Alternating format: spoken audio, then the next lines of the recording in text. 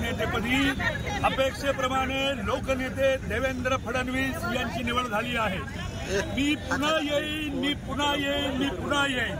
विधिमंडळाच्या सभागृहात 2019 साली केलेल्या भाषणाची खिल्ली उडवणारे उद्धव ठाकरे, शरदचंद्र पवार, संजय राऊत आणि या तमाम नेत्याला महाराष्ट्रातल्या 13 कोटी जनतेने चपराक लागवली आहे।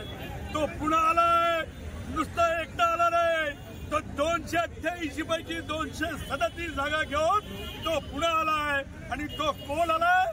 ज्यांनी महाराष्ट्राला भयमुक्त करण्याचा निर्णय केला, ज्यांनी महाराष्ट्राला जलयुक्त करण्याचा निर्णय केला, ज्यांनी महाराष्ट्राला पायाभूत सुविधा दिल्या, ज्याला महाराष्ट्राचं विजन आहे, तो पुरोगामी महाराष्ट्रामध्ये छत्रपती शिवराय, छत्रपती संभाजी महाराज, फुले शाहू आंबेडकरांची परंपरा राबवणारा खरा लोकनेता महाराष्ट्राच्या जनतेने निवडला आहे। शरदचंद्र पवार, उद्धव ठाकरे, तुम्ही जातीपातीचं गलिच्छ राजकारण करून भारतीय जनता पार्टीच्या नेत्याला संपवण्याचा प्रयत्न करत होता।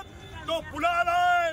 नांदेड जिल्ह्यातील 9 विधानसभेमध्ये 9च्या 9 जागा महायुतीने जिंकून आम्ही देखील देवाभाऊला समर्थन 100% दिलंय, म्हणून तो पुन्हा आलाय। तो आलाय पुन्हा जेव्हा महाराष्ट्राची निर्मिती करायला।